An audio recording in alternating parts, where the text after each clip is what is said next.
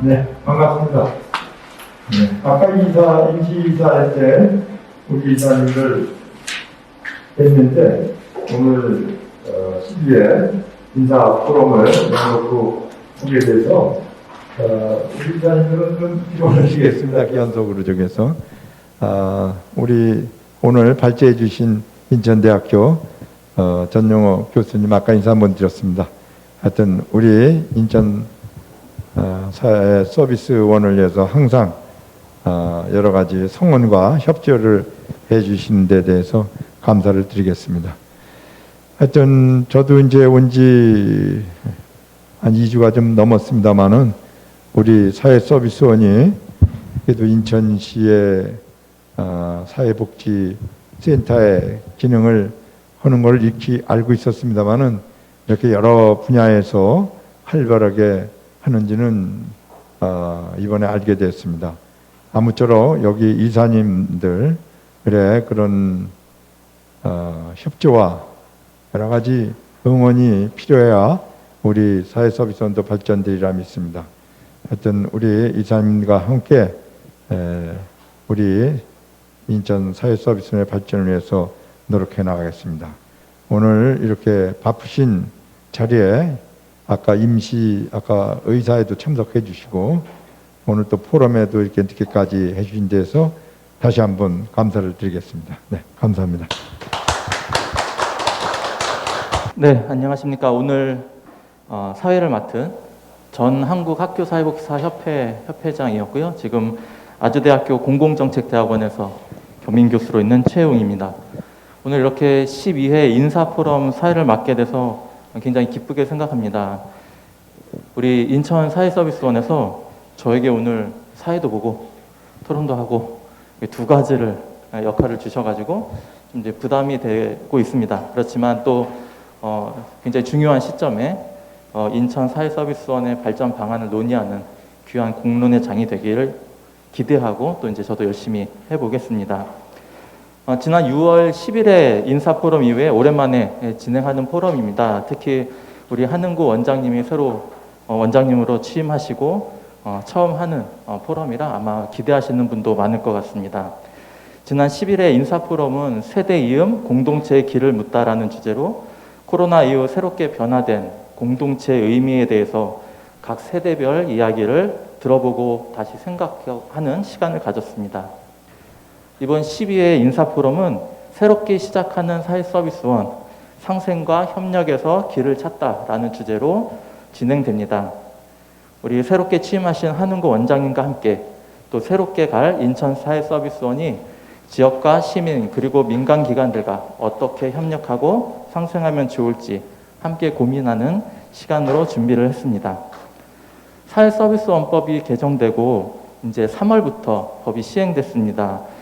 지난 18일에 보건복지부 그리고 중앙사회서비스원에서도 국민이 원하는 다양한 사회서비스에 대한 의견 청취를 위해서 타운홀 미팅을 하면서 주거, 환경, 돌봄, 교육 등 다양한 시민들의 욕구에 맞는 사회서비스를 개발하고자 노력하고 있는 상황입니다.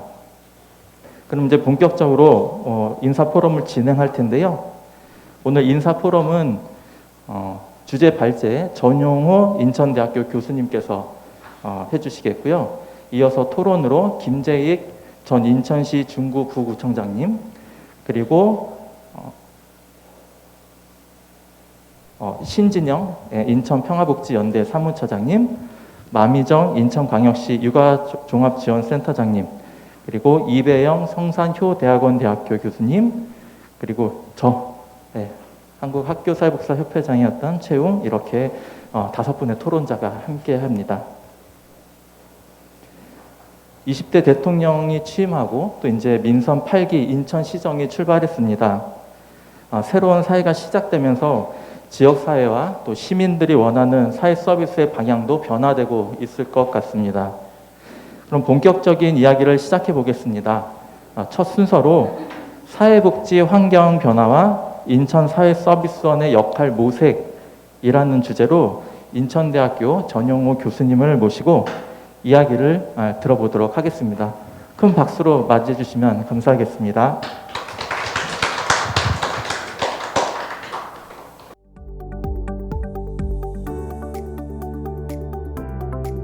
네, 반갑습니다. 인천대학교 사회복지학과의 전영호입니다. 기다리게 해서 죄송하고요. 한 20분 동안 간단하게 현재 지금 사회복지와 관련된 여러 가지 환경의 변화가 많이 있어서 이제 그런 것들을 살펴보고 우리 인천 사회서비스는 어떤 역할을 모색해야 될지 좀 더 거시적인 차원에서 살펴보도록 하겠습니다. 잘 아시겠지만 제가 좀 문제 의식을 갖고 있는 것은 사회적인 관계망의 변화, 축소 이제 이런 것들이 있고 이런 사회적 관계망의 변화에 따라서 사람들의 건강 문제가 상당히 이제 심각하게 발생을 하고 있는 것 같습니다. 특히 이제 정신 건강 영역에서 여러 가지 문제가 발생하고 있는데 그러한 내용들을 좀 더 살펴보고 우리 인천 사회 서비스는 어떠한 역할들을 수행해야 되는지를 간단하게 좀 제시하도록 하겠습니다. 첫 번째는 이제 오늘 하고 싶은 말의 핵심적인 내용들은 다 2페이지의 내용에 있다라고 말씀을 드릴 수 있을 것 같습니다. 제가 문제라고 생각하는 것은 이제 상당히 많은 사람들이 가면 갈수록 사회에서 외로움이라는 것을 느끼고 있다라고 보고 있고 이 외로움이라는 것이 우리가 일반적으로는 전통적으로는 어떤 건 개인적인 감정 차원에서 주변에 사람이 없거나 뭔가 힘들거나 이럴 적에 외로움을 느끼는데 제가 이제 생각하기는 이 외로움이라는 것이 단지 어떤 그런 개인적인 감정이나 정서적인 차원의 이슈가 아니라 상당히 사회 구조적인 사회 문제와 연결되어 있고 또한 이러한 것들이 사회의 변화하고 연결되어 있으면서 이 외로움이라는 것들이 사람들의 정신적인 영역, 신체적인 영역, 건강을 악화시키고 그러면서 여러 가지 사회 문제를 일으키는 하나의 시발점으로 작용하고 있다라고 문제의식을 갖고 있습니다. 잘 아시는 것처럼 그 영국의 노리나우츠라는 교수는 이제 고립의 시대라는 책을 썼는데 그 책의 문구가 바로 이겁니다. 지속적인 외로움과 짧은 고립도 사람의 몸과 마음에 깊은 상흔을 남긴다. 외로움 그것은 죽음에 이르는 병이다 라고 하고 있습니다. 그러면 왜 사람들이 가면 갈수록 이렇게 많은 사람들이 외로움을 호소하고 있을까? 이제 이런 것들을 우리가 좀 생각해 볼 필요가 있고 좀 더 연구가 많이 필요한데요. 이제 제가 보기에는 이제 우리 사회가 급격한 변화의 과정 속에 있고 특히 이제 가족의 역할과 기능이 정말로 많이 변화하고 있습니다. 특히 이제 노인 돌봄에서 볼 수 있는 것처럼 전통적으로 자녀나 친척이나 이런 분들이 돌봄의 역할들을 수행하지 못하게 되는 상황, 또 수행하지 않는 여러 가지 상황들이 있습니다. 이제 그러한 것들이 일정 부분 적절한 돌봄을 받아야 할 사람들이 받지 못하는 그런 것들도 있고, 특히 가족이라는 것이 옛날보다 달리 훨씬 더 가족이라는 것을 결혼이나 아니면 동거나 이런 걸 통해서 가족을 새로 구성하기가 어려워지고 있고, 설령 가족을 구성하더라도 가족의 전통적인 기능 중에 하나는 돌봄의 역할들이 갈수록 축소되고 있더라. 그러한 것들이 노인이나 장애인이나 정신질환자의 이런 영역에 있어서는 갈수록 그런 것들이 나타나고 있고요. 또한 이제 우리가 외로움을 느끼는 많은 이유 중에 하나는 가난하거나 빈곤하거나 건강이 좋지 못할 경우에 이러한 것들이 더 나타나는 상황들이 있습니다. 그래서 결국엔 이 외로움이라는 것이 이러한 여러 가지의 복지적인 측면, 사회의 시스템적인 측면에서도 충분하게 그러한 사회의 빈곤이나 이런 것들을 대응할 수 있는 시스템들이 현재 지역에 기반해서 보건의료나 복지도 갖춰지고 있지 않고, 그리고 또 사람들 간의 인간관계의 구조적인 변화도 나타나고 있습니다. 가면 갈수록 우리도 서구처럼 개인주의와 개별화되고 있으면서 사람들과 함께 시간을 보내려기보다는 혼자서 시간을 보내는 경향성들이 많아지고 있죠. 그래서 이제 결국에 이러한 외로움들은 전반적인 다양한 영역에서 나타나는 사회 구조적인 변화와 또한 우리나라는 특히 불평등이 심하고 지역에 기반한 보건의료와 복지, 상담, 정보 제공 이러한 것들이 취약하기 때문에 더욱더 외로움을 느끼는 사람들이 많아지고 있습니다. 그래서 이제 특히 아까도 말씀드린 가족의 구조의 변화와 그리고 지역사회의 자본이 축소됐다. 여기서 말하는 지역사회 사회적 자본이라는 것은 사람들 간의 서로 관계망을 통해서 서로를 믿고 돌봐주고 지지해주고 급하면 심부름도 시키고 정서적인 어려움도 이야기하고 돈도 빌리고 이런 것들이 신뢰나 네트워크 이런 것들이 사회적인 자본인데 가면 갈수록 도시에서도 이러한 것들이 축소되고 있고 이제는 농어촌 지역에서도 그러한 서로 간에 돌봐주고 지지해주고 이런 것들이 축소되고 있기 때문에 특히 경제적으로 어렵고 사회적인 자본을 갖고 있지 못하는 사람들은 다른 사람들과의 교류 속에서 동등한 자원을 주고받지 못하는 거죠. 이제 사회 교환 이론상으로 보면은 이렇게 저소득층이거나 실직이거나 장애가 있거나 소위 말하는 취약계층에 있는 사람일수록 다른 사람들과 지속적인 관계를 맺기를 꺼려하거나 스스로 유축되어서 관계망을 줄이는 경향성이 나타나고 있습니다. 특히 원래부터 코로나 이전부터 이러한 경향성들이 강화되고 있었는데 코로나로 인해서 이러한 경향성들이 더 심화되고 있습니다.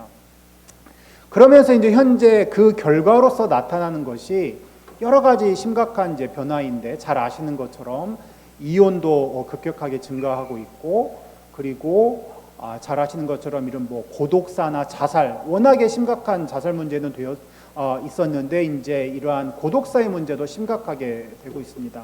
고독사와 관련해서 정확한 통계가 아직 추산되고 있는데 한 4천여 명이 넘는다라고 합니다. 돌아가신 지 3일 이후에 발견된다든지 이러한 분들은 그냥 단지 고독사가 아니라 돌아가시기 이전에 이미 사회적인 관계망이 없다라는 거죠. 그러한 문제들이 심각한 사회 문제로 대두가 되고 있습니다. 그래서 제가 우려하고 있고 좀 더 연구를 해봐서 검증을 해야 될 것인데 전반적으로 사람들이 외로움을 느끼는 사람들이 많아지고 있고 제일 밑에 있는 것처럼 그 중에 일부의 사람들은 적절한 지지나 이런 것들을 받지 못하면서 우울한 상태로 빠집니다. 실제로 노인 실태조사 결과 같은 경우를 보면은 노인들의 20% 이상이 우울 증상이 있다라고 합니다. 그리고 그 중에 일부는 병원에 진단을 받아서 약을 처방받고 그렇게 되는 거죠. 그런데 사람을 만나지 않고 이렇게 우울증의 상태에 있거나 적절한 의료적인 개입이나 상담이나 지지가 이루어지지 못할 경우에는 계속 집에만 있으면서 사람들과 만나지 않는 고립의 상태로 빠지게 됩니다. 이러한 고립에 빠진 상태의 사람들 중에 일부는 자살에 이르거나 아니면 고독사의 상태에 되는 거죠.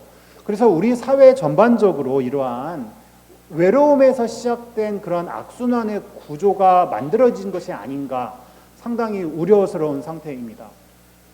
실제로 여러 가지 정부가 실시하는 정신건강 실태조사를 보면은 국민들의 우울 위험군입니다. 그냥 단순 우울 증상이 아니라 우울로 인해서 위험하다고 판단되는 사람이 전체 국민 조사자의 16.9%입니다. 거의 20%가 됩니다. 5명 중에 1명은 우울의 위험에 있고 특히 왼쪽의 표에서 보시는 것처럼 30대가 되게 취약합니다.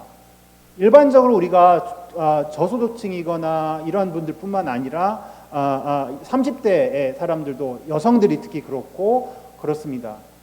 마찬가지로 자살 생각을 조사를 합니다. 실제 자살 생각이 자살의 시도로 연결되기 때문에 여전히 코로나 이전보다 3배 가까이 높은 수준이고 여기에서도 30대에서의 비중이 높습니다. 그래서 이러한 우울과 자살과 고독사마저도 이제는 전에는 중장년 남성들이 취약 집단이라고 했는데 이제는 전 연령대에서 그러한 문제가 발생을 하고 있습니다. 그래서 이제 잘 아시는 것처럼 1인 가구가 급격하게 늘어나고 있고 개별화되고 혼자서 사는 경향성들이 많아지고 있는데 이러면서 우울이나 외로움이나 우울이나 사회적 고립, 자살 이러한 것들이 사실상 전 연령대의 심각한 사회 문제로 대두되고 있는 것이 우리의 안타까운 현실이고 특히 앞으로 1인 가구가 급격하게 늘어나면서 이러한 문제들은 더욱더 지속될 것으로 우려가 되고 있습니다.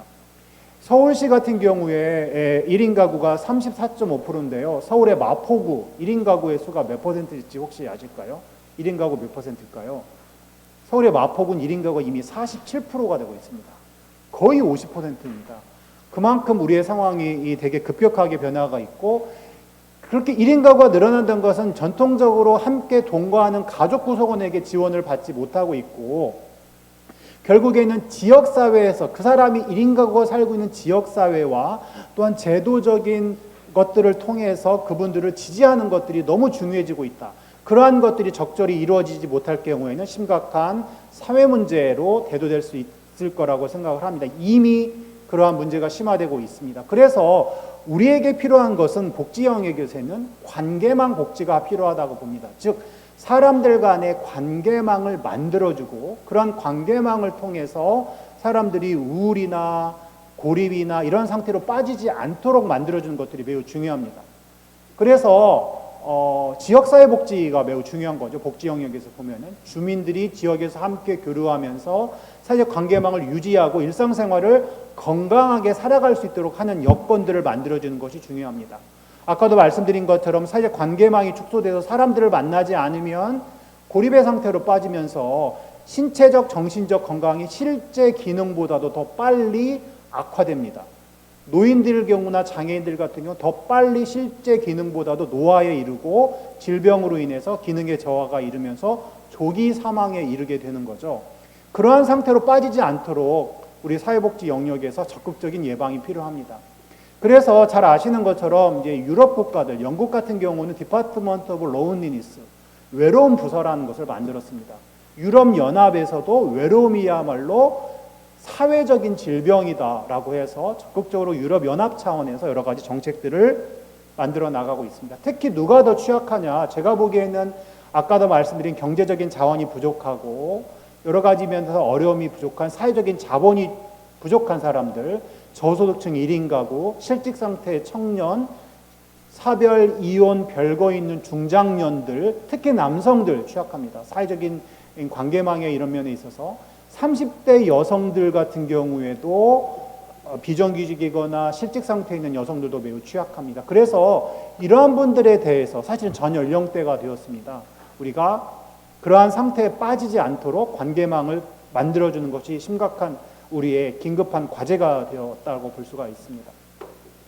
그러면 그러한 관계복지적인 측면에서 우리가 관계망을 만들어줘야 되고 결국에는 그러한 것들을 보건의료나 복지 여러 가지 서비스들을 대상자의 맞춤형으로 제공하는 것이 필요합니다. 그런데 우리나라의 사회 서비스는 전반적으로 2000년대 중반에 시작되어서 매우 언더디벨롭되어 있습니다. 저개발 상태입니다. 그나마 노인과 장애인들은 중요한 정책 대상으로 해서 여기에 제시되어 있지만 장애인들을 위한 재가와 지역사회에 기반한 서비스도 부족하고 이동권도 보장되고 있지 않습니다.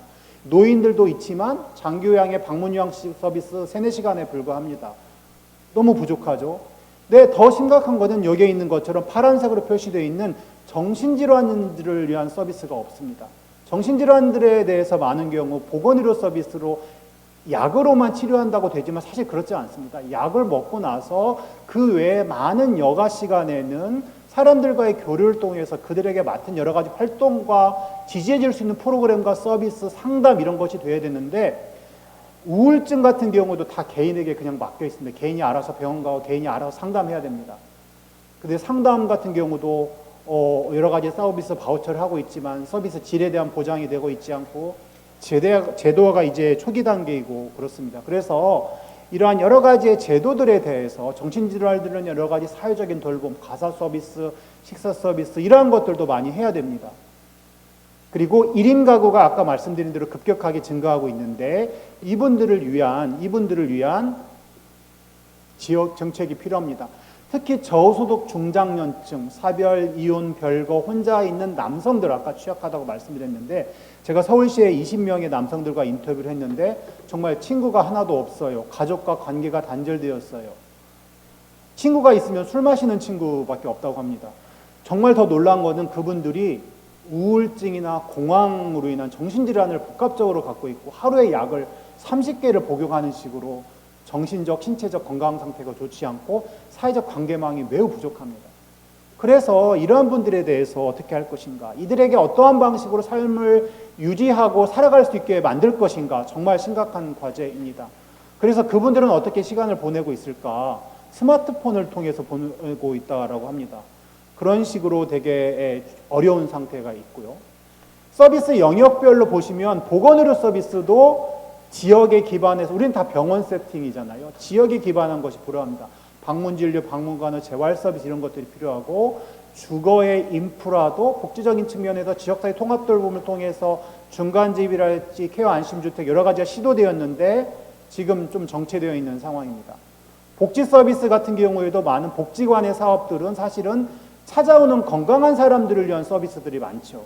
좀 더 지역으로 들어가서 복지 쪽의 서비스에서도 지역의 주민들에게 맞춤형의 사업들을 해야 되는데 우리 복지관들도 아직까지 그냥 주어진 사업들을 하는 데에 그치고 있습니다. 사회참여 서비스는 무엇이냐면 병원을 가거나 누가 동행을 하거나 차량이 없으면 이동 지원을 해야 병원을 가고 필요한 일을 볼 수 있습니다. 그렇지 않다 계속 집에만 있을 수밖에 없는 것들이죠. 그래서 여러 가지 경증 장애인, 중증 장애인 이러한 분들을 위해서도 프로그램들을 많이 만들어야 됩니다. 이렇게 우리나라는 압축적 근대화로 인해서 여러 가지 문제들이 심각하게 복합적으로 발생하고 있고 전 연령대들에게 관계형 복지를 제공해야 되는 상황에서 우리 인천 사회 서비스는 어떤 방향으로 가야 되는가? 과연 인천 사회 서비스는 중장기적으로 어떻게 가야 될지 비전을 갖고 있습니까? 이러한 질문을 좀 했습니다. 그래서 좀 더 이러한 급격하게 변화하는 사회 변화에 대해서 해야 됩니다. 저는 첫 번째로 인천 사회서비스원이 여기에 나와 있는 것처럼 보육부나 여러 가지 그 장애인, 아동, 노인들을 위한 사업을 하는데 기존의 사회서비스원의 가장 중요한 기관은 부평종합재가센터와 강화종합재가센터가 가장 핵심적인 기둥이 되는 기관들입니다. 이 기관들을 통해서 사회서비스원이 만들어졌기 때문에요. 그렇기 때문에 여기에서 발생하는 실적들이나 이런 것들을 좀 더 내실 있게 해야 됩니다. 특히 강화 같은 경우에는 여러 가지 시설장을 구하기는데 시간이 많이 걸리고 서비스 케이스 수가 확보되지 못하는 여러 가지 어려움을 겪고 있는데 여기 인천사회서비스원에서도 여러 많은 산하기관들을 갖고 있지만 특히 강화종합재가센터 농어촌에 우리가 공급자를 만든 이유는 시장 실패라는 것에 대응하기 위해서 공공의 인프라를 통해서 서비스를 제공하도록 했습니다. 그런데 인력을 구하지 못해서 실적을 내주고 있지 못하는데 정말 더 정책적인 역량을 모아서 다른 산하기관보다도 이 두 기관은 더 좋은 서비스 모델을 만들어내고 긍정적인 실적을 내야 됩니다. 그리고 돌봄과 관련해서 노인과 장애인들, 노인을 위한 서비스, 장애인을 위한 서비스라고 해서 오케이라고 생각하시면 안 됩니다. 말씀드린 것처럼 이 제도들에도 중증의 대상자들에게 종합적으로 그들에게 맞는 포괄적인 서비스, 지역의 공식적이고 비공식적인 자원을 통한 사례관리가 되고 있지 않습니다. 저는 우리 인천사회서비스원이 노인의 영역에는 기초지자체 건강보험공단이랑 함께 보건의료기관과 협계, 지역 케어회의의 중요한 공급주체로서 참여해야 된다라고 생각을 합니다. 그리고 보건복지부에서 지역사회 통합돌봄 선도사업을 올해도 하고 있습니다. 인천의료사협에 이제 선정이 되어서 방문진료 사업을 합니다. 의사가 집에 찾아가는 서비스 그러한 것들도 해야 되고 세 가지 여기에 남아 있는 것들을 해야 되는데 그런 것들에 대해서도 적극적으로 참여를 해야 됩니다. 그래서 보시는 것처럼 지역에는 이렇게 아주 복합적인 어려움을 갖고 있는 분들이 많습니다. 이분들을 위한 서비스를 제공하는 사례관리 기관의 역할들을 수행해야 된다라고 보고 있습니다.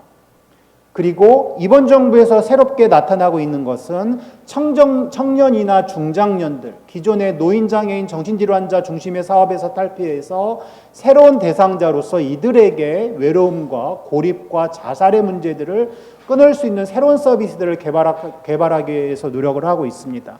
그리고 고독사의 대상자를 발굴하기 위한 여러 가지 사업들도 하고 있습니다.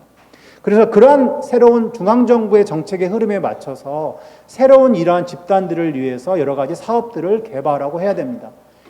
인천사서원에는 지역사회 서비스 투자사업 지원단이 있습니다. 지투사업 지원단이 있습니다. 거기에서 현재 이러한 사업들을 하고 있는데 중장년과 청년들을 위한 새로운 서비스들을 적극적으로 개발해서 인천 지역의 변화를 일으켜야 할 것으로 보입니다. 특히 건강 리더 사업이라는 걸 통해서 건강도 관리하고 사업도 할 수 있는 여러 가지 것들을 해야 됩니다. 참고적으로 인천의 부평에 건강 리더 사업을 하고 있는데 이러한 모델들을 많이 만들어서 확산시켜서 건강도 챙기고 사회적 관계망도 하고 하면서 건강하게 의미 있게 살아갈 수 있는 여건들을 만들어야 됩니다. 세 번째는 지역사회복지의 중추기관으로서 역할을 하기를 기여합니다. 다양한 종류의 서비스가 있는 허브기관으로서의 역할을 수행하는 것이죠. 지금도 잘하고 있지만 좀 더 그러한 변화에 대응을 해야 됩니다. 그러한 측면에 있어서 3-1에 여러 가지 자원을 포괄적으로 보유하고 연계할 수 있는 중추기관, 두 번째 지역의 주민들을 조직하고 주체화하여서 그들을 통해서 그들 간의 관계망을 형성하고 활성화시키는 거점 기관으로 역할을 해야 됩니다. 지역사회에는 이런 자원들이 많이 있죠. 시간 관계상 넘어가겠습니다. 지역에 따라서 수원시 같은 경우나 이러한 남양주 같은 경우에는 이러한 여러 가지의 돌봄, 생활지원, 건강진료 다양한 서비스가 많습니다. 이런 데는 동주민센터나 건강가정, 정신건강복지센터 이러한 공공과 민간의 기관들이 의뢰를 한다고 합니다. 이러한 자원들을 이용할 수 있도록. 이러한 것처럼 왼쪽에 제가 빨간색으로 표시해 있는 것처럼 다양한 자원들이 인천 사서원으로 들어와서 공공과 민간의 많은 공급 주체들이 그 자원들을 얻기 위해서 들어오는 그러한 허브 기관으로 되어야 됩니다. 마찬가지로 복지관들도 지금 여러 가지 지역 밀착형의 여러 가지 사업을 합니다. 이제 근무처가 복지관 사무실이 아닌 어르신들의 집, 장애인의 집과 놀이터와 이런 식으로 변화하고 있습니다.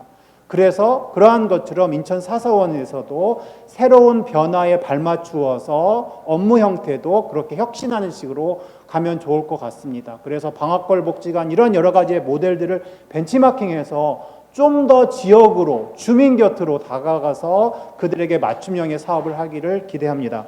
이상입니다. 감사합니다. 네, 우리 전용호 교수님께서 관계망 복지에 대한 문제 인식으로부터 시작해서 우리 국민들의 외로움으로 인한 그 건강 문제에 대한 이야기 해주셨고요. 또 지역사회 기반의 관계망 복지의 필요성에 대해서 다양한 제안들 해주셨습니다. 또 이제 서비스별 사각지대에 대한 이야기도 해주셨고요. 말씀해주신 내용 중에 이제 정책 제안도 해주셨는데 기존 사업 내실화하면서 사례 관리하고 지역사회 돌봄을 강화하는 것 제안해 주셨고, 특히 이제 계속 말씀마다 반복해서 나왔는데 우리 1인 가구 청장년에 대한 문제들 말씀해 주셔서 그런 새로운 서비스에 대한 개발이 필요하다 제안해 주셨고요. 마지막으로 지역사회 기관들이 지역사회의 어떤 중추 기관으로서 역할을 잘 감당해야겠다. 그래서 특히 이제 자원을 보유하고 주민들을 조직화하고 주체화시키는 일에 허브 역할을 해야 된다 말씀해 주셨습니다. 발제 내용을 바탕으로 이제부터는 토론을 시작하도록 하겠습니다. 우리 토론 맡아주신 5분께서는 앞자리로 나와주시면 감사하겠습니다. 네, 이 자리에는 인천 사회 서비스를 직접 제공하는 기관에 계시기도 하고요. 또 시민사회를 대표하시는 기관, 복지 분야의 다양한 전문가분들이 한 자리에 나와 계십니다. 이분들의 의견을 한번 들어보려고 하는데요. 앞에 발제하셨던 전용호 교수님의 발제 내용을 바탕으로 의견 들어보도록 하겠습니다. 먼저 김재익 인천광역시 중구 부구청장님의 말씀을 들어보도록 하겠습니다.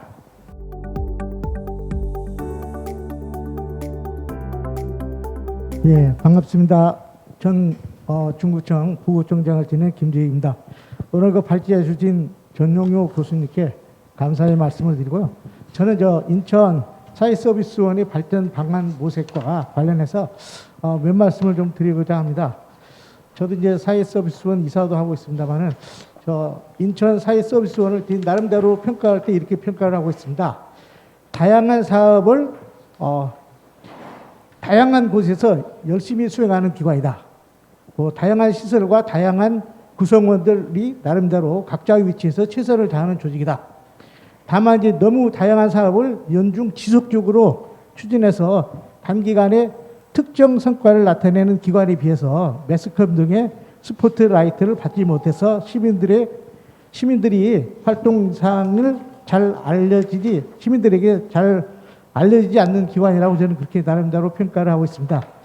인사원의 이제 향후 추진 방향에 대해서 제가 몇 말씀 드리면은, 첫 번째는 외형 확장보다는 내실화를 기해야 한다고 생각합니다. 아까 교수님께서도 말씀하셨습니다만은 지금 사실 위탁 기관이 16개인가 17개인가 되는 걸로 알고 있는데요. 이게 상당히 굉장히 많습니다. 그러다 보니까 너무 다양한 사업을 또 다양한 지역에서 이렇게 추진하다 보니까 스포트라이트를 받기도 조금 어려운 점이 있습니다. 그래서 제 생각에는 위탁을 앞으로 받는 것을 조금 지양해야 되는데 특히 군구에서 추진하는 그런 사업들은 군구에서 하도록 하고 그 인사원에서는 시 단위 사업만 맞는 방향으로 추진하는 게 좋지 않을까 그런 생각이 듭니다. 또 두 번째는 이제 모든 것을 우리 인사원이 혼자 하겠다는 생각을 버리고 지역 자원과 조직을 최대한 좀 활용할 필요가 있다고 생각을 합니다. 사실 다양한 사업을 다양한 시설에서 추진하다 보니까 복지 업무를 담당하는 공무원을 제외하고는 우리 시 공무원들도 복지 업무에 대해서 잘 모릅니다. 요즘은 또 복지가 하도 복잡해져 가지고 그 주민들이 이제 공무원이라고 그러면 모든 걸 다 아는 줄 알고 물어보는데 사실 저도 복지에 대해서 물어보면 답변을 잘 못합니다. 그래서 우리 그 시 공무원이나 통반장 이런 사람들한테 뭐 간략한 내용이라도 좀 이러이러한 서비스, 이러이러한 사람한테는 이러이러한 서비스가 있다는 것 정도는 알 수 있게 좀 교육을 시킬 필요가 있다. 그래가지고 이분들을 사회복지 홍보 요원으로 좀 활용할 필요가 있다는 말씀을 드리겠습니다. 그다음에 이제 두 번째로는 인사원의 예산과 조직만으로는 이제 한계가 있으니까 지역 자원을 좀 최대한 활용했으면 한다는 말씀을 드립니다.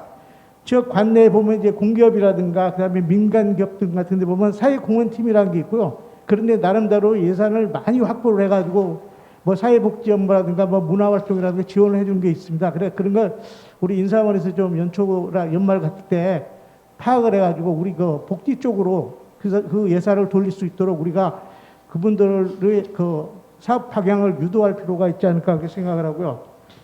그다음에 우리 그 시에서도 추진하는 사업들 보면은 우리 그 사회복지에서 활용할 수 있는 사업이 굉장히 많습니다. 제가 이제 문화예술과장을 좀 이제 해봐서 알지만은 예를 든다면 이제 우리가 영상위원회 같은 데서는 밤마실 극장이라고 영사기를 가지고 다니면서 그 영화를 상영해 주는 사업 같은 게 있거든요. 이런 것을 이제 우리 복지시설에 좀 활용하면 좋다는 생각을 드리고요. 그 다음에 찾아가는 문화예술 활동 같은 거, 우리 그 시민, 시 교향악단이라든가 그런 사람들이 찾아다니는 그 사업이 있거든요. 그런 걸 또 복지사업 쪽에 우리 그 시설 같은 데 방문한다든가 어려운 사람들에게 그런 분들이 공연할 수 있는 그런 사업을 좀 협의해가지고 시와 협의해서 추진하면 좋지 않을까 그런 생각을 듭니다. 마지막으로 이제 인사원의 활동에 비해서 좀 매스컴에 잘 노출이 안 되는 것 같아서 좀 아쉬운 생각이 들고요. 나름대로 열심히 하고 있습니다만은 많이 보도가 안 되는 것 같아요. 저도 이제 홈페이지를 종종 들어가서 보거든요. 인사원 홈페이지를 들어가서 보면 특히 제가 관심 있게 보는 것은 포토 갤러리 같은 걸 보는데 한 달에 한 건 정도밖에 안 올라오는 것 같아요. 그래서 좀 그런 것도 적극적으로 해서 좀 노출을 많이 시킬 필요가 있다는 말씀을 드리고 특히 우리 직원들이 SNS 요즘 많이 하고 있으니까 자기 업무를 소신 있게 좀 홍보하는 걸 했었으면 좋겠어요. 요즘 시청 직원들 보니까는 SNS에 자기 업무를 굉장히 많이 노출을 하더라고요. 그래서 우리 인사원에서도 좀 적극적으로 그런 SNS 같은 걸 활용을 해가지고 자기 업무를 홍보를 철저히 좀 했으면 하는 생각을 가지고 있습니다. 자, 저는 이상으로 말씀을 마치도록 하겠습니다. 네, 말씀 감사합니다. 저희가 제한 시간을 따로 말씀 안 드렸는데 충분히 제한 시간 안에 말씀을 다 해주셨습니다. 다양한 시설 사업에 대한 이제 좀 우려와 걱정도 함께 해주셨고요. 내실화에 대한 이야기 함께 해주셨습니다. 인천 사회서비스원이 오히려 이제 이런 지역에서의 거점의 역할을 좀 많이 해야 되지 않겠나 이런 이야기를 해주셔서요. 홍보에 대한 말씀도 해주셨고 이제 민간 기업이나 재단에서 하는 공익 사업에 오히려 사회서비스원이 적극적으로 이런 제안들도 해주면 좋겠다는 아이디어도 주셨고요. 찾아가는 복지사업 그리고 홍보 말씀을 이제 많이 해주셨는데 특히 우리 직원분들 SNS 말씀하셨는데 괜찮을지 모르겠습니다. 근데 다양한 채널로 특히 이제 저도 SNS 많이 활용하는데 이렇게 세대를 좀 넘나들어서 세대 맞춤형 플랫폼을 잘 활용하면 또 좋은 홍보가 되지 않을까 싶습니다.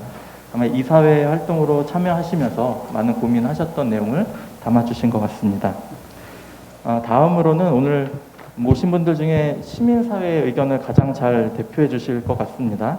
우리 신진영 평화복지연대 사무처장님의 목소리, 시민의 목소리를 들어보도록 하겠습니다. 한 10분 정도 안에 말씀해 주시면 감사하겠습니다.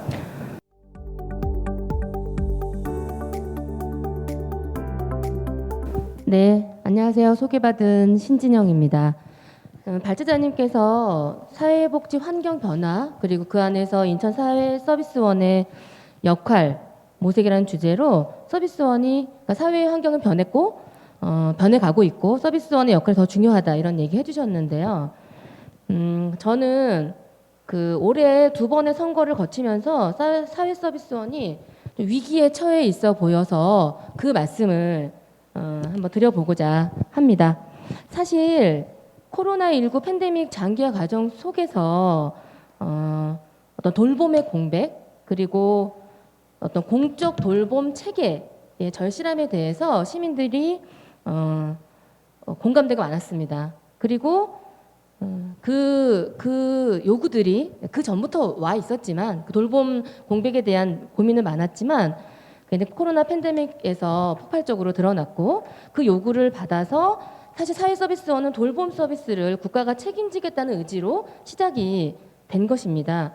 그래서 그 팬데믹 상황 속에 아동, 노인, 장애인 등의 모든 돌봄 체계가 좀 셧다운된 과정 속에서 긴급 돌봄을 제공하는 과정에 돌봄 공백 해소에 큰 기여를 했다고 생각합니다. 인천의 경우에도 긴급 돌봄으로 상도 타시고 이런 거 제가 알고 있는데요. 그래서 그거가 모아져 가지고 작년 8월에 사회서비스원 법이 제정되고 이제 올해 3월부터 시행이 되고 있고요.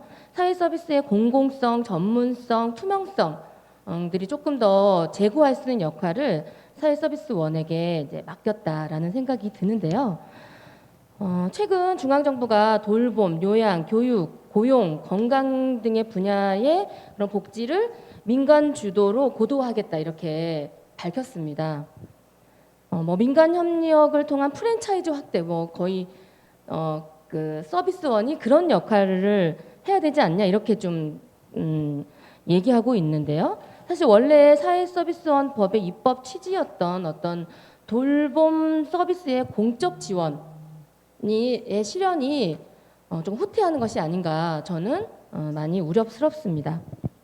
그리고 인천시 사회서비스원의 경우에도 지금 지방선거 과정에서 서비스원의 운영에 관한 어떤 문제 제기라든지 통폐합 방안이라든지 이런 향후 방향 논의가 내부가 아니라 외부에서 진행되고 있는 것도 현실입니다. 사실 제가 사회서비스원 설립에 대해서 복지단에서부터 그 논의나 경과 과정을 지켜보고 또 시민사회 입장도 많이 이렇게 제출드렸던 입장에서 돌이켜보면 현재 이 사회서비스원 제도가 이렇게 위기에 처해 있다는 점은 전 여러모로 당혹스럽고 좀 많이 우려되는 지점이 있습니다. 그래서 그 사회서비스원이 공공성 강화를 통해서 우리 사회 서비스 전반에 걸쳐 있는 문제들 있잖아요. 어떤 민간의 의존성이라든지 사회적으로 인정받지 못하는 사회 서비스 노동에 대한 인정이라든지 사회 서비스 질 저하에 대한 문제에 대해서 좀 대안적인 기능을 할 수 있을 거라고 제가 기대했기 때문입니다. 사회 서비스 그런 역할을 꼭 해야 된다라고 생각을 했는데 사실 지금 그게 조금 흔들리고 있지 않나라는 생각이 듭니다. 지금 중앙정부의 정책은 바뀔 것 같아 보이잖아요. 그 환경 속에서 사실 원래 그 하려고 했던 어떤 그 사회 서비스 공급 구조의 민간 의존성을 좀 극복하기 위해서 공공 인프라를 획기적으로 구축해야 되는 부분이라든지 또 사회 서비스 노동에 대해서 사회적인 인정을 강화하는 것, 또 그런 노동 환경을 개선하는 것, 사회 서비스 질을 개선하는 과제는 저희가 여전히 함께 풀어야 될 과제라는 생각이 들고요. 그거를 풀기 위해서 저희가 서비스원이 이렇게 존재하든 저렇게 존재하든 함께 고민하면서 어떤 존엄한 돌봄의 권리를 인천 시민들에게 어떻게 제공할 것인지를 함께 고민해야 될 것 같습니다. 지금 이 정책이 바뀌는 과정에 저희가 좀 중심을 가지고 고민을 해야 된다는 생각이 드는데요. 관련해서 몇 가지 제안을 드려보겠습니다. 첫 번째는 우선 사회서비스원이 만들어진 목적이나 어떤 역할을 해야 되는지에 대해서 조금 더 공론의 장이 마련됐으면 좋겠습니다. 이 사회서비스원이 있음으로 인해서 돌봄 영역이 어떻게 달라질 수 있는지 이게 시민들이 조금 더 알았으면 좋겠어요. 그래서 시민들이 어떤 돌봄을 제공받을 수 있는지, 걸려서 어떻게 제공받을 수 있는지를 조금 더 알리고, 그러면서 사회서비스원이 그런 역할을 해야 된다라고 하는 지지를 끌어낼 수 있는 공론장이 마련이 됐으면 좋겠다. 그리고 인서시 사회서비스원이 그래서 어디랑 통폐합돼서 어떻게 돼야 된다는가, 이게 그냥 뭐 인수위의 자료에서 발견되는 게 아니라 좀 여러 의견들을 모아서 함께 논의할 수 있는 자리가 꼭 생겼으면 좋겠다 싶습니다. 그 과정에서 시민들이 사회서비스원을 지지하는 역할로 가질 수 있도록 그런 과정이 됐으면 좋겠고요. 두 번째 제안은 지금 사회서비스원법 제5조를 보면은 사회서비스 기본계획을 마련하도록 되어 있습니다. 이 사회서비스 기본계획 같은 경우는 사실 뭐 사회서비스 정책의 기본 목표, 추진 방향 이런 거를 정하게 되어 있고, 지역별로 실태를 파악해서 어떻게 균형적으로 제공할 수 있는지에 대해서도 거기 계획에 담도록 되어 있고요. 광역지자체, 기초지자체별로 모두 수립하도록 이제 되어 있으니까요. 우리가 좀 인천 지역의 이 사회 서비스의 실태에 대해서 잘 조사하고 계획이 잘 수립될 수 있도록 서비스원이 이 종합 계획을 잘 수립하셨으면 좋겠다라는 말씀을 드리고요. 그 수립 계획 안에 제공기간 확충을 위한 목표, 실행 방안 이런 것도 들어가야 되고, 종사자 처우 개선 방안도 들어가야 되고, 전달 체계 개선 방안도 들어가야 되고, 이용자 인권 및 권리 보장 방안, 사회 서비스 품질 향상을 위한 평가 및 개선 방안들도 모두 망라해서 마련되도록 되어 있기 때문에요. 네, 그런 게 충분히 오늘 뭐 사업 계획 보니까 다들 계획하고 계시고 있으니까 잘 담길 수 있도록 하셨으면 좋겠고, 특히나 이 제공 기간 확충에 대한 계획과 관련해 가지고 지금 서비스원이 위수탁을 어떻게 해야 될지, 그러니까 군구와 관계 속에서 사실 시에서 할 수 있는 일이 뭔지가 계속 이제 조금 서로 역할 분담이 안 되면서 좀 어려움을 겪고 계신데, 그 위수탁 과정은 어떻게 좀 해야 할지, 어디를 중점적으로 해야 될지 이런 것도 좀 논의하면서 저희가 함께 결정해 가고 그 계획에 담겼으면 좋겠다 이런 얘기 드리고요. 마지막으로 발제자님도 말씀해 주셨지만 지역사회 통합돌봄 사업은 반드시 구현해 내었으면 하는 걸 바래 봅니다. 이 지역사회 통합돌봄은 사회서비스원 논의하면서 이제 그때부터도 쭉 진행이 되고, 그 전부터도 사회서비스 제공에서 가장 핵심적으로 고민되었던 지점이었다고 생각해요.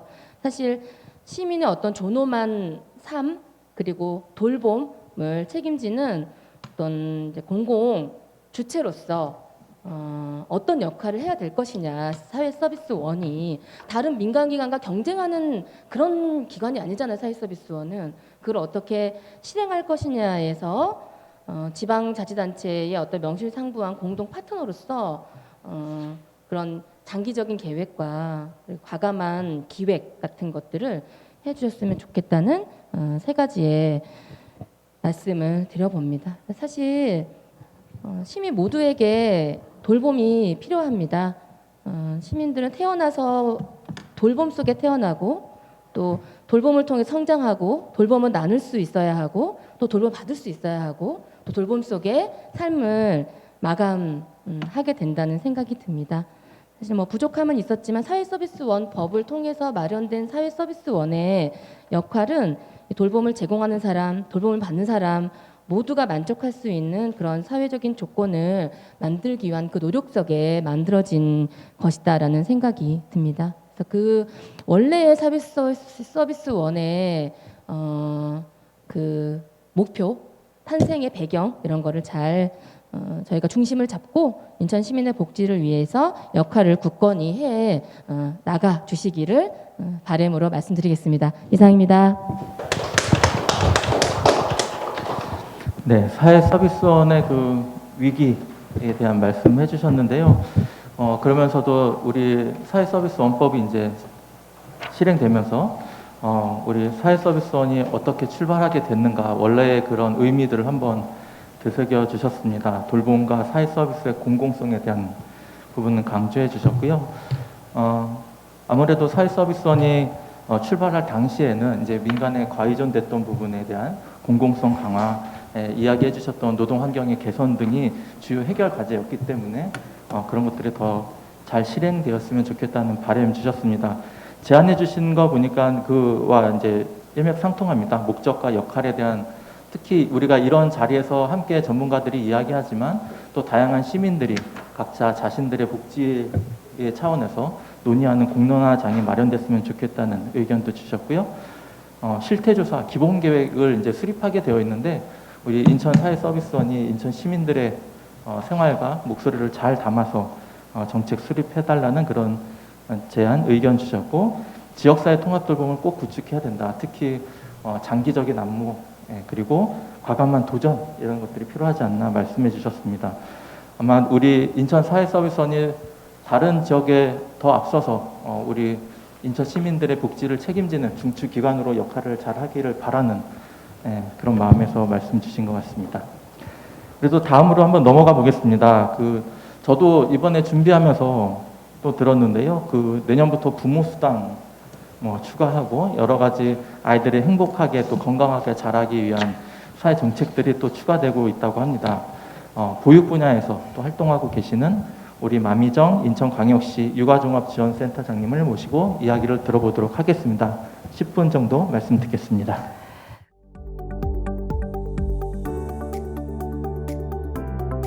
네, 반갑습니다. 저는 인천 육아종합지원센터 센터장으로 재직 중인데 저희의 미션이 함께 키우고 함께 웃는 행복 육아 실현입니다. 아마 함께라는 부분 그리고 함께 키운다라는 부분이 지금 전용호 교수님께서 굉장히 관계망 형성이라든지 앞으로 사회서비스원의 발전 방향에 굉장히 키워드를 제시한 것 같습니다. 지역 밀착형이라든지 허브라든지 이런 부분이 많이 제시가 되셨습니다.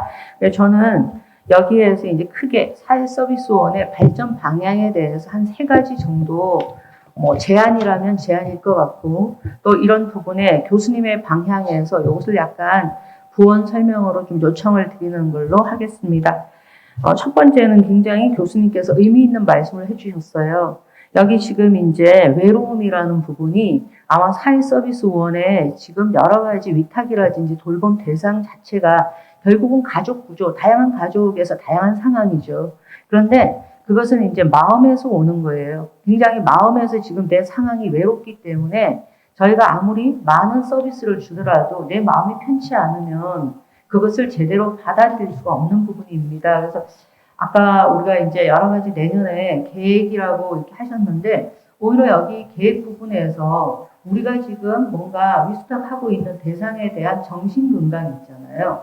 그런 부분에 대해서 현재 그들의 느낌이 어떤가 이런 걸 좀 심층 분석으로 하는 연구 주제 이것을 좀 가져가셔가지고 하고 있는 사업은 전국적으로 다 동일하게 하고 있잖아요. 하지만 인천 사회서비스원이 선도하기 위해서는 그 부분에 대해서 정말 마음으로 다가가서 그들이 느끼면서 우리가 발전을 해야 주는 사람도 행복하고 받는 사람도 행복할 것 같습니다. 그거 한번 방향 제안해 보시고요. 두 번째는 여기 사회서비스원의 직원들 역시도 본인 기관의 정체성과 역할에 대해서 어떻게 인식하고 있냐라는 것을 자체 예를 들어서 워크샵이라든지 아니면 이런 것을 좀 통해 가지고 대상에 대한 그런 정체성에 대해서 우리가 정말 공감하고 있나 이 부분은 굉장히 핵심일 것 같습니다. 저희 센터도 주기적으로 직원들한테 현장을 알아야 현장의 마음을 보듬어야 우리가 하고 있는 것이 결과적으로 발휘를 할 수 있다라고 하고 있거든요. 그래서 여기 이제 한 3년 차 정도 되니까 우리가 정말 대상에 대해서 공감하면서 하고 있냐 할 때 이 외로움이라든지 관계망이라든지 이런 부분에 대해서 중심 주제를 가지고 심도 있게 조금 자체 논의를 해보시는 것도 좋을 것 같습니다. 두 번째는요, 계속 이제 이렇게 토론자들께서 말씀을 해주셨어요. 우리가 열심히 일을 하고 있지만 사회는 모르고 있다라는 거죠. 그래서 오히려 여기 지금 보시면 정 교수님도 중추기관으로 제안을 요청을 하셨습니다. 사회서비스원이 선도를 하려면 뭔가 앞장을 쓰셔야 되거든요. 그런데 인천시만 하더라도 굉장히 여러 가지 서비스가 많아요. 사회복지 쪽에. 그러면 누가 하나는 총대를 매야 되는데 오히려 사회서비스원에서 지역사회 서비스 편람이라든지 이런 것을 약간 허브라든지 플랫폼 기능을 추구해서 물론 이것이 요즘은 계속 이제 플랫폼이라고 해서 뭐 온라인이라든지 이렇게 해도 되지만 여전히 사회적인 약자 부분은 온라인이 좀 왜소하다 그러면 대면과 비대면을 철저하게 이렇게 분석하셔가지고 지역사회 서비스 부분 편람을 좀 약간 형태로 구성을 하셔가지고 시민들한테 정기적으로 알리시면 좋을 것 같습니다. 그렇게 되면은 지금 모든 가족을 대상으로 할 수가 없어요. 그죠? 제가 이제 말씀드리고 싶은 건데 여기서 만약 긴급 돌봄을 하고 장애 돌봄을 한다면 그 가족의 정신 건강 이런 것도 굉장히 중요하지만 사회서비스원이 모든 걸 할 수가 없습니다. 하지만 유관기관은 분명히 그걸 하고 있기 때문에 편람해서 우리가 이렇게 하고 있고 이것이 뭔가 필요하면 이런 뭔가 대상이 있다는 정보를 조금 뭐 정리하는 거 그런 거를 좀 말씀을 드리고 싶습니다. 그리고 마지막으로는 여러분들이 이제 여러 가지 지역 밀착형이라는 부분을 또 제안 주셨는데 여기 아까 좋은 사업 중에 금강 리더라는 부분이 있잖아요. 그래서 우리가 정말 하고 있는 부분이 아무리 사업적으로 뭐 한다 하더라도 대상의 마음을 얻지 못하면 할 수 없기 때문에 약간 금강 리더라는 부분에서 인천시의 사회복지 서비스의 그 형태가 정말 시민들에게 마음으로 다가가고 있는지 그런 금강 마음적인 부분, 저는 오늘 이 부분이 굉장히 와닿았거든요. 네, 그런 부분을 좀 더 심도 있게 논의하셔가지고 사업 계획에 참고를 하시면 사소원의 역할이라든지 정체성 이런 부분에 많은 시민들이 공감하고 협력할 것 같습니다. 네, 이상입니다. 제가 토론회에 많이 참석해 봤는데 제안 드린 시간을 다 채우지 못하고 끝나는 토론자분들 덕분에 시간 조정이 굉장히 수월하게 사회를 보고 있습니다. 우리 원장님께서 센터장님께서 함께라는 이야기 해주셨는데 굉장히 중요한 또 키워드를 제시해 주신 게 아닌가 싶습니다. 마음으로 다가가는 서비스 우리 인천 사서원이 함께 만들어가면 좋겠고요. 특히 이제 말씀 주신 중에 우리 직원분들의 생각을 같이 공유했으면 좋겠다는 제안도 굉장히 의미 있는 것 같습니다. 이 구성원들이 또 우리 사회서비스원을 함께 이끌어 가고 있기 때문에 꼭 그런 시간들이 마련되었으면 좋겠고요. 플랫폼으로서의 그런 인천 사회서비스원을 또 기대해 보겠습니다. 다음으로는 우리 성산효대학원 대학교에 이배영 교수님을 모실 텐데요. 우리 사회복지 현장에서 오랫동안 또 계셨고 인천 사회복지사 협회장으로서도 활동하셨기 때문에 또 누구보다 인천 사회서비스원에 대한 많은 애정과 고민이 있으실 거라고 생각합니다. 이배영 교수님의 말씀을 듣도록 하겠습니다.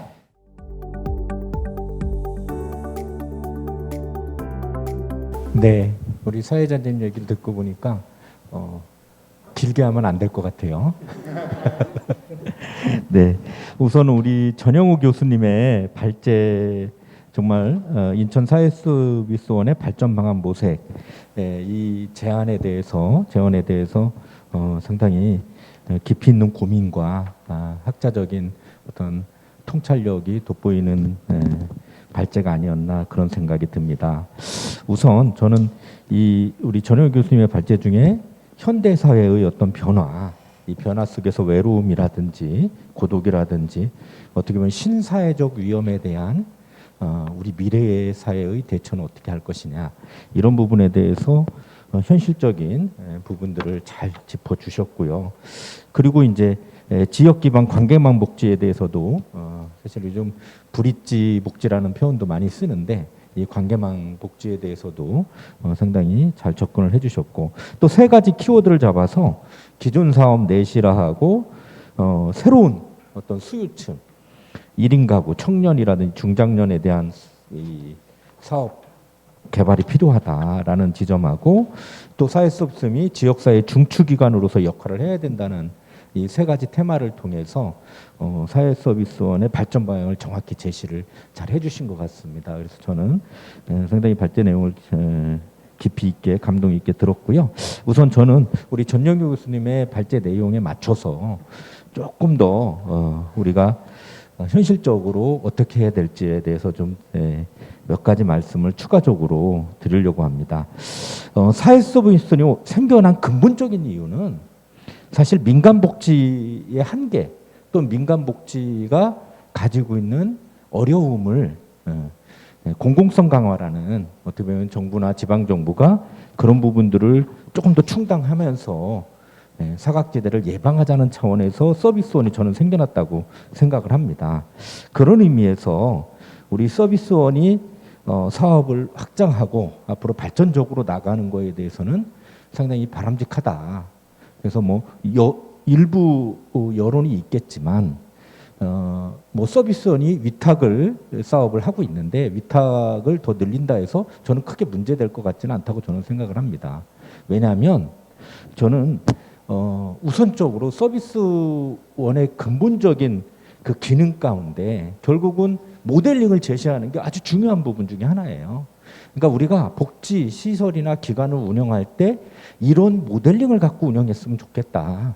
이런 측면에서 사회서비스원이 운영하는 기관들이 그런 모델링의 표준이 되어준다 그러면 일반 많은 기관들이 그것을 따라가야 된다. 그러면서 어떤 중추적 역할을 거기서 의미를 찾을 수가 있겠죠.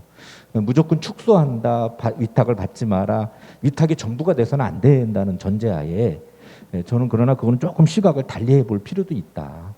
그래서 실제로 위탁 심사를 가보면 뭐 가족센터나 이런 데도 법인이 너무 엉성한데도 할 수 없이 스탁을 넣지 않는 상황이 벌어지다 보니 요즘 사회복지 법인들이 위탁을 잘 안 받습니다. 여러 가지 그 이유는 여러분이 더 잘 아실 테고 그렇기 때문에 어떻게 보면 그런 허술한 법인에게 신생법인 막 가볍게 만든 법인에게 위탁을 맡기는 것은 오히려 그 지역의 복지를 쇠퇴시킬 수 있는 그런 단점 중에 하나이기 때문에 우리가 그 부분에 대해서는 좀 신중하게 접근을 해야 되고 사회수습선이 필요한 어떤 기관이 있다라고 그러면 적극적으로 또 맡아서 운영을 해보는 것도 필요하다. 특히 뭐 가족센터 이런 거 하나도 없으시잖아요. 여기는 되게 중요한 기관 중에 하나인데 예를 든다면 그런 생각을 갖고 있고요. 우선 전영호 교수님이 얘기하신 구체적인 것 중에 그 첫째 기존 사업의 내실화 중에서 제가 말씀드리고 싶은 거는 이 내실화를 시키려면 결국 기존적으로 중요한 게 품질 관리.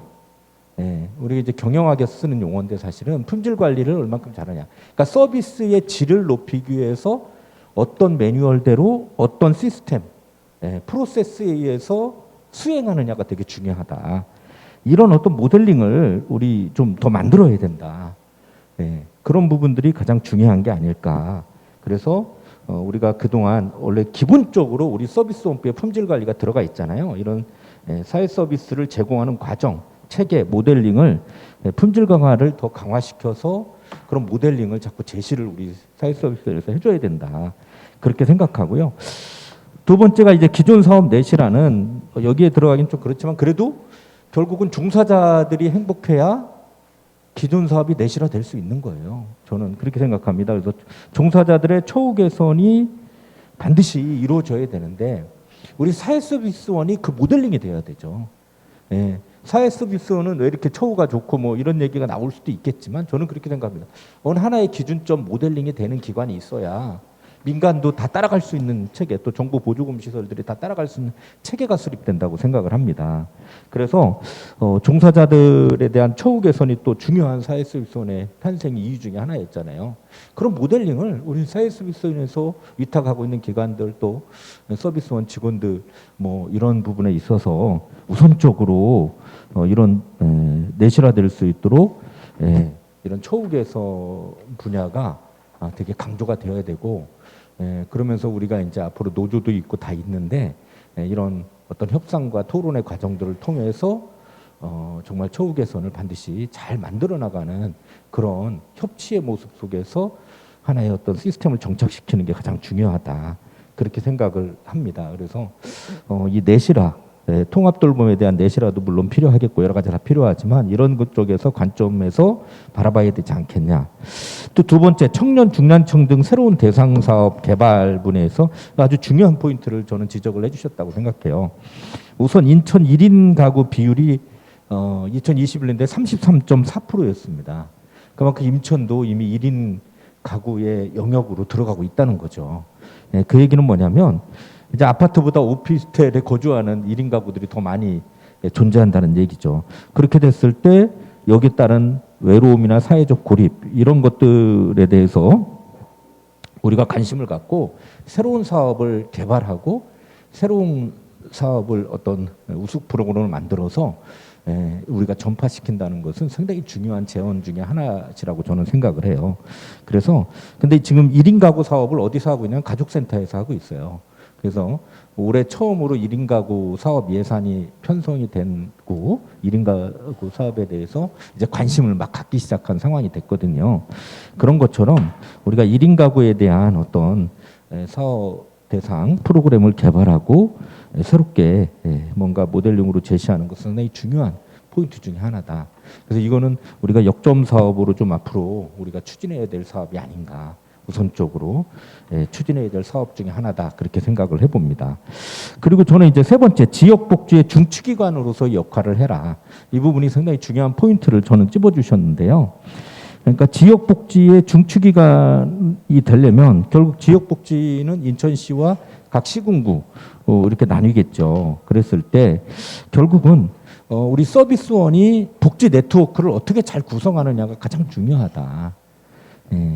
이 복지 네트워크를 구성을 얼마큼 하고 그들과 얼마큼 긴밀하게 교류를 나누냐가 결국 지역복지의 중층 기관으로 설 수 있느냐 아니냐의 중요한 포인트에 저는 들어선다고 생각을 해요. 그래서 복지 네트워크망을 철저히 더 구성을 하고 정기적인 회의, 그 다음에 사업 논의 이런 것들을 통해서 지역복지의 중심기관으로 우뚝 서야 된다.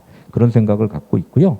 그리고 이제 저는 이런 생각을 한번 해봤습니다. 우리 서비스원에서 각 지역별로 특색 사업을 하나씩을 추진하면서 거기에 맞춰서 민간기관과 1대1 그러니까 1+1의 사업을 같이 추진하면서 같이 공통사업을 추진하면서 어떤 지역별 특색에 맞는 복지 프로그램을 좀 구상을 하는 게 좋지 않겠느냐. 그래서 시군구별로 아니면 우선 급한 복지사각지대가 더 급한 지역을 대상으로 해서 서비스원 플러스 민간사회복지 해서 1+1 특색 사업을 좀 적극적으로 추진을 해서 어떻게 보면 우리 서비스원이 복지 어떤 지역 복지의 중추 네트워크망을 구성해서 새로운 관계를 갈 수 있는 그런 사업들을 좀 해야 되지 않을까 그렇게 생각이 들고요. 그리고 이거는 좀 어떻게 보면 좀 생뚱맞을지도 모르지만 우리 서비스원이 복지 네트워크를 맺고 우수한 프로그램, 복지기관들에서 한 우수한 프로그램에 대해서 평가도 하고 시상도 하면서 민간과 같이 늘 유대관계 속에서 뭔가를 한다. 그래서 뭐 예를 들어서 2024년도 인천시 복지 프로그램 중에 우수 프로그램 선정, 선발 대회 뭐 이런 걸 개최한다든지 해서 어떤 지역 복지에서 함께 가는 민간과 함께 가는 복지의 중추 기관으로서 역할을 좀 이런 부분에 있어서 구체적으로 나간다면 상당히 좋지 않을까 그런 생각이 듭니다. 그래서 최근에도 세 가지 관점에서 이제 전영우 교수님이 말씀한 걸 저도 이제 조금 추가적인 제언을 했고요.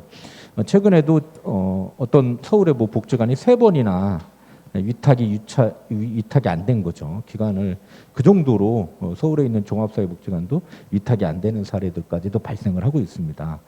이런 기관다운 이런 상황 속에서 우리 서비스원이 정말 필요한 분야가 있다라고 그러면 정말 위탁을 받아서 모델링을 제시하고 거기에 종사자 처우 개선까지 이뤄내면서 새로운 방향을 모색하고 민간과의 어떤 강화. 지금은 저는 솔직히 말하면 민간과의 강화는 지금 우리 인천사회수업이 좀 약하다고 생각을 해요. 그건 제가 5년 동안 협회장을 하면서 지켜본 결과 조금 더 복지 네트워크가 강화돼야 된다. 그런 부분에 있어서는 절대적으로 필요한 영역이다. 그래서 서비스먼이 정말 좋은 모델링으로서 그래서 공공성 강화라는 특명을 받고 탄생한 기관이기 때문에 그 역할에 정말 충실해 줬으면 좋겠다. 이렇게 말씀드리고 싶습니다. 감사합니다. 네, 그 서비스원 공공성에 대한 부분 그리고 이제 모델이 되어야 된다 이런 말씀 이제 계속 해주셨습니다. 가족센터에서 하는 그 1인 가구를 위한 지원 사업도 말씀해 주셔서요. 이 부분도 우리가 사회서비스원이 관심을 가져야 할 부분인 것 같습니다. 지역 기관과의 네트워크, 특히 이제 민간 현장과 더 깊이 교류하면서 우수 사례도 발굴하고 함께 나누는 그런 사업들을 더 하기를 제안해 주셨습니다.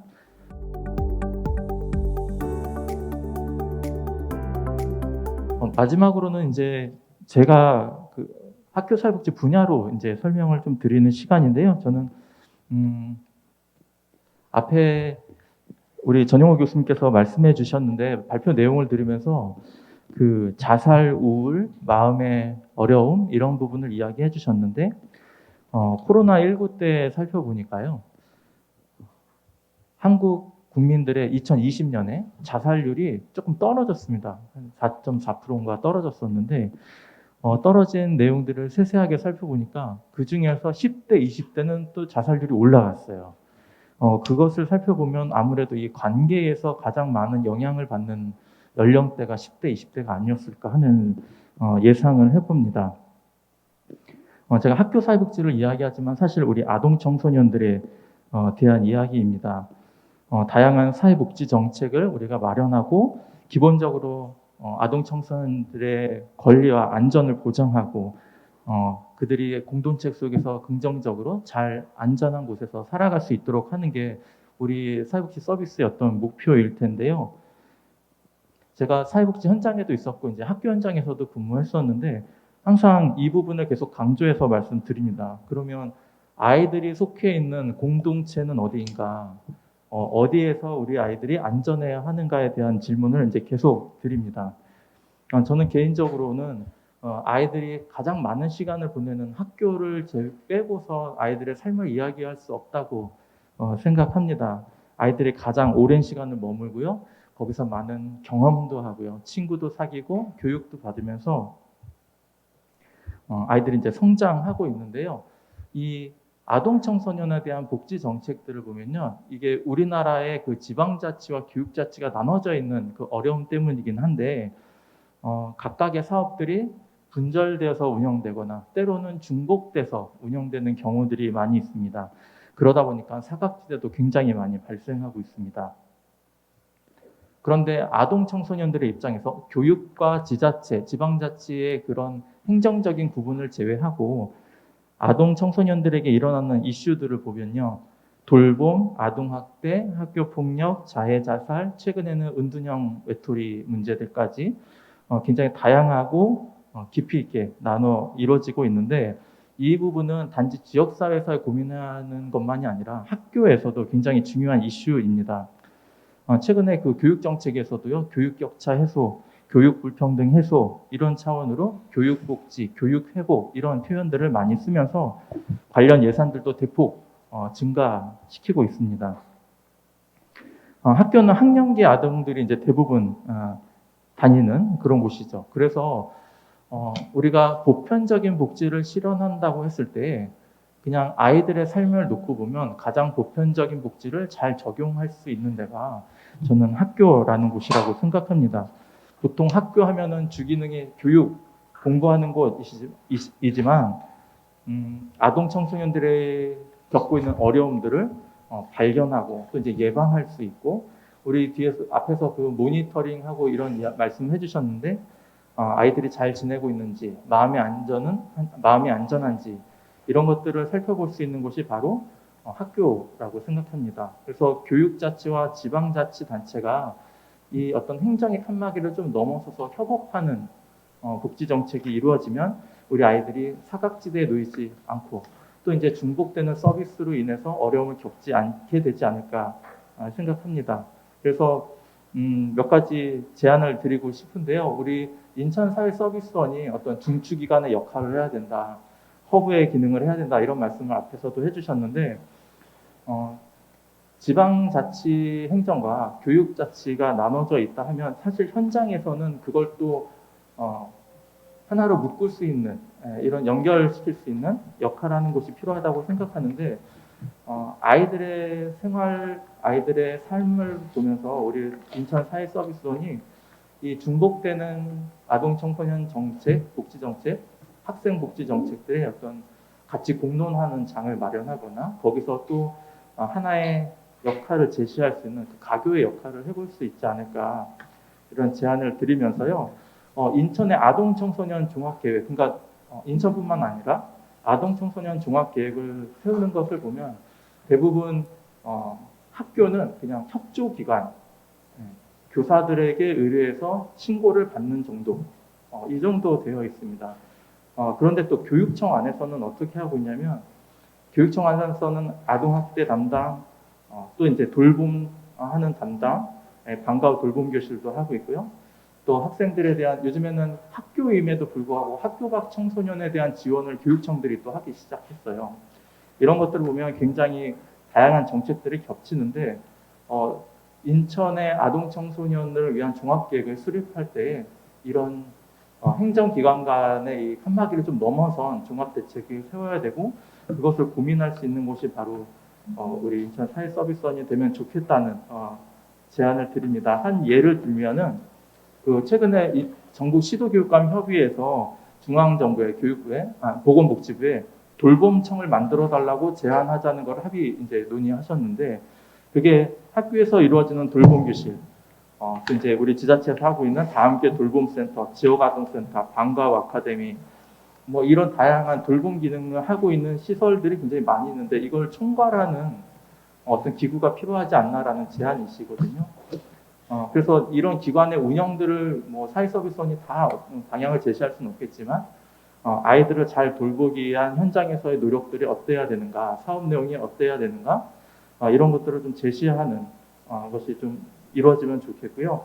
아동학대 예방도 마찬가지고 그냥 교사들이 신고 의무자로서의 역할만 다 하는 것이 아니라 학교와 연계해서 모니터링과 사후관리까지 잘 이어질 수 있는 종합적인 아동학대 종합대책 이런 것들이 좀 마련되면 좋겠다는 제안입니다.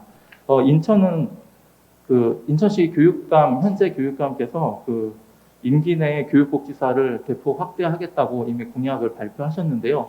그것이 잘 이루어지기를 일단 바라면서 이분들이 만약에 확대 배치된다고 하면 이런 교육복지 정책이 학생들을 돌보는 이 복지 전문가들이 학교 안에 머무르지 않고 지역사회랑 함께 협업할 수 있도록 다양한 자리에 이분들을 초대하고 교육 현장에 있는 교사와 교육복지사분들과 함께 정책들을 만들어가고 네트워크를 이루고 이런 것을 좀 더 적극적으로 하면 좋겠다는 생각이고요. 그 청소년 관련해서는 청소년 안전망이라든지 기존에 있는 네트워크들이 많이 있는데 제가 다른 주제로 학교 밖 청소년이나 아동 학대나 다른 주제로 이런 토론을 해보니까요. 네트워크 체계는 구축되어 있으나 이것들이 이제 활발하게 이루어지고 있는가에 대해서는 다들 조금씩 이제 어려움을 많이 말씀하셨습니다. 그래서 그런 어려움들을 함께 논의하고 해결 방안들을 제시할 수 있으면 더 없이 좋을 것 같고요. 마지막으로 사각지대를 위한 서비스 개발 말씀해 주셨는데 아동 청소년들에게도 굉장히 비어있는 서비스 사각지대가 많거든요. 방학 중 급식에 대한 문제라든지 특히 저소득층은 괜찮은데 맞벌이거나 이러신 경우에는 방학 중 아이들이 이제 밥 먹는 거에 대해서 어려움을 호소하는 학부모들도 굉장히 많습니다. 얼마 전 학교 밖 청소년과 관련된 이야기를 했는데요. 학교에서는 학교 밖으로 나갔으니까 우리 영역이 우리 아이들이 아니고 또 이제 학교 밖 아이들에게 학교 밖 청소년 지원센터를 가라고 했지만 그 통계 자료에 보니까 이용률이 10%가 안 돼요. 90%가 넘는 아이들이 학교 밖 청소년 지원센터를 이용하지 않거든요. 그럼 그 친구들은 그 학교와 지역의 그 중간 어딘가에서 방황을 하고 있다는 얘기죠. 이런 사각지대에 대한 고민까지 함께 담으면서 종합적인 아동 청소년에 대한 고민이 우리 인천 사회서비스원을 통해서 이루어지면 좋겠다는 말씀을 드립니다.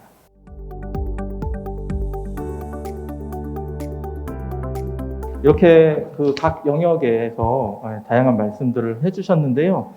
이렇게 또 말씀들을 들으시면서 또 더 보태고 싶으시거나 하실 말씀이 있으실 것 같아요. 그래서 이야기를 들으시고 의견이 있으시면 말씀해 주시고 또 다른 분 말씀 중에도 또 질문이 있으면 또 함께 나눠주시면 좋을 것 같습니다. 우리 앞에 발제 하셨으니까요. 우리 전용우 교수님. 네. 정말 여러 가지 좋은 말씀들을 우리 5분의 또 토론하시는 선생님들께서 주셔서 감사하고요.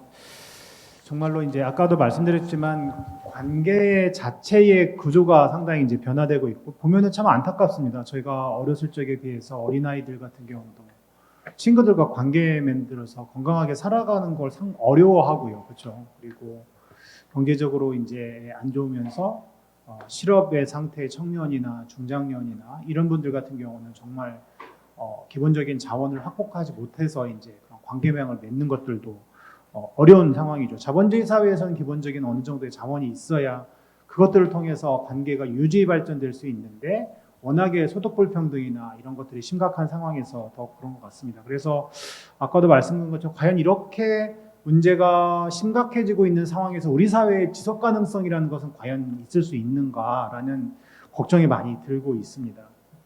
그래서 이제 여러 가지 자살이나 고독사나 우울이나 사회적 고립이나 이러한 가족 해체나 이런 것들이 이제 현실로 툭툭 터지고 있는데 우리에게 정말 더 근본적인 것들의 성찰을 통한 개선 방안을 모색하는 것이 매우 시급하고 그러한 맥락에 있어서 우리 인천복지의 허브의 역할을 할 우리 인천사회서비스원이 나름대로 기관의 운영의 비전 이런 측면에 있어서 좀 더 우수한 인력들이 계시니까 또 그런 것들을 해주시면 좋을 것 같습니다. 네, 하여튼 오늘 주신 말씀을 더 많이 반영해서 저도 앞으로 더 고민하고 진척시키도록 하겠습니다. 감사합니다. 이어서 또 우리 토론하신 분들도 네, 더 보태실 말씀 있으시면 한 말씀씩 해주시면 감사하겠습니다. 우리 아마 다 같이 고민하시고 말씀하신 내용들이 우리 여기 계신 분들이 다 현장에서 또 고민하신 공동된 내용이었을 것 같습니다. 이제 이런 의견들이 또 이제 잘 반영돼서 인천사회서비스원이 더 발전하는 계기가 되면은 좋겠고요. 마지막으로 우리 황은구 인천사회서비스원 원장님의 말씀을 듣고 마쳐보려고 합니다. 원장님의 인사 말씀 듣겠습니다. 네.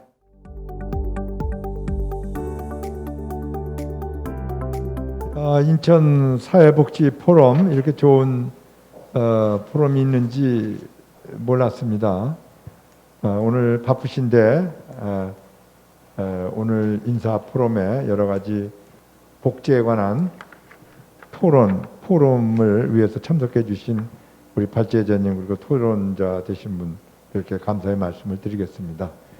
하여튼 이런 인사 포럼이 우리 인천 사회서비스원의 모든 정책과 시민들에게 잘 이어질 수 있도록 이런 포럼에 나온 것을 잘 수렴해서 그 연결되도록 하는데 노력을 다하겠습니다. 아마 오늘 이 포럼이 그전에는 대면으로 한 걸로 알고 있는데 여러 가지 코로나 상황이 끝나지 않았기 때문에 이렇게 온라인으로 하는 걸로 알고 있습니다. 하여튼 뭐 코로나는 계속 있어도 이런 인사 포럼이 계속되는 데 대해서 다시 한번 경의를 표하면서 하여튼 이런 인사 포럼이 더욱 발전돼서 우리 시민과 또 우리 복지계에 이렇게 좋은 청량자의 역할을 할 수 있기를 바라마지 않습니다. 오늘 끝까지 이렇게 진지하게 발제해 주시고 토론해 주신 분들께 다시 한번 감사를 드리고 앞으로도 많은 협조와 성원 부탁드리겠습니다. 감사합니다. 네. 네, 우리 원장님께서 다 들으셨으니까요. 앞으로 더 인천 사회서비스원을 위한 발전 공론화장들이 많이 마련되기를 바라겠습니다. 광고 하나 드리고 가겠습니다. 이번 제12회 인사포럼 영상 모두 시청하시고 난 뒤에요. 하단에 이제 QR 코드 내용에 적힌 링크 통해서 감상평 또 시민분들 의견 남겨주시면 저희가 추첨을 통해서 또 다양한 선물도 드리도록 하겠습니다. 그럼 이상으로 우리 제12회 인사포럼을 모두 마치겠습니다. 함께해 주신 우리 발제해 주신 전영우 교수님과 토론자 5분 정말 수고 많으셨습니다. 네, 이상 마치겠습니다. 감사합니다.